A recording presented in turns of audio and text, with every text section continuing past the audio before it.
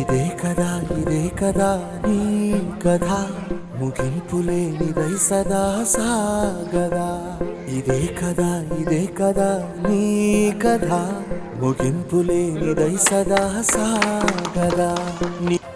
అందరూ బాగున్నారా పిల్లలు? చెప్పండి. తెలుగులో స్వాతంత్ర దినోత్సవం. ఇప్పుడు మేము ఎవరు చెప్పు? మేడం ఎవరు? డాక్టర్. నేను ఒక లాయర్ మన ఊరికి. మీరు కూడా రేపు పొద్దున ఇట్లా కావాలా, ప్రతి ఒక్కరు అర్థమైందా? సేవ చేయాలా. ఎవరికైనా మీరు డాక్టర్ అయితేనే కదా 10 మంది చూస్తారు. అట్లా ముందుగా మనందరికీ స్వతంత్ర దినోత్సవం శుభాకాంక్షలు తెలియజేసుకుంటున్నాను. కానీ మనకి స్వతంత్ర దినోత్సవం పూర్తిగా రావాలంటే ఇది గుర్తుపెట్టుకోండి, ఉద్యోగాలు అవుతాయో సమానంగా వాళ్ళకు అప్పుడు మనకి నిజమైన స్వతంత్రం వచ్చిందని మీరు చెప్పండి. ఎవరైనా ఎమ్మెల్యేలు, ఎంపీలు, రాజకీయ నాయకులు వస్తారు కదా, స్వతంత్రం వచ్చిందని సంబరపడితే ఇలా చెప్పండి, లేదు సార్ మాకందరికీ మీరు చదువుకున్నా కూడా మాకు ఉద్యోగాలు రావంట, కులాలను బట్టి ఇస్తున్నారంట ఉద్యోగాలు అని చెప్పండి. ఓకేనా? ఏం చెప్తారు చెప్పు? ఇది గుర్తుపెట్టుకోండి. ఓకేనా? ఏం లేదు, సింపుల్ గా కులం వద్దు సార్, అందరూ సమానమే చెప్పండి. ఇది గుర్తుపెట్టుకోండి. ఓకేనా? రేపు పొద్దున మీరు కూడా భవిష్యత్తులో నేను మనం ఒక సంస్థ పెట్టి సేవా కార్యక్రమాలు చేసుకున్నాం కదా మన ఊరికి. ఇప్పుడు ఒక లాయర్గా అయినాము. రేపు పొద్దున కూడా మీరు కూడా ఒక లాయర్గా, ఒక డాక్టర్గా, ఒక పోలీస్ కావాలా. సరేనా?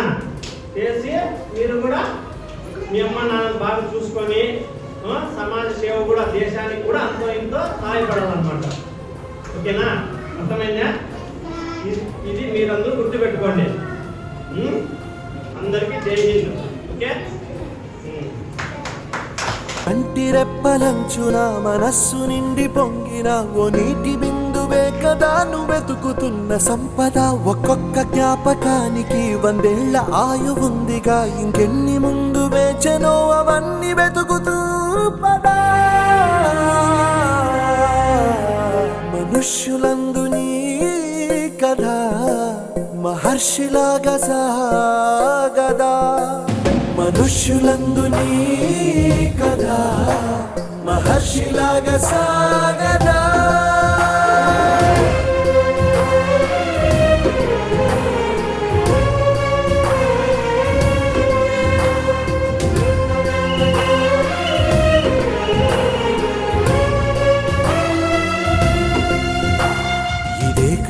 ఇదే కదా నీ కథ ముగింపులేనిదై సదా సాగదా.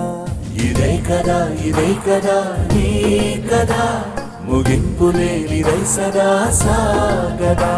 నిస్వార్థమెంత గొప్పదో ఈ పదము రుజువు కట్టదా. సిరాలు లక్ష వంపదా, చిరాక్షరాలు రాయదా. నిసీధి ఎంత చిన్నదో నీ కంటి చూపు చెప్పదా. నీలోని వెలుగు పంచగా విశాల నింగి చాలదా.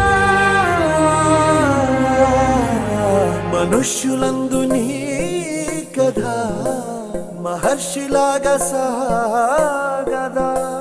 మనుష్యులందు నీ కథ మహర్షిలాగా సాగదా.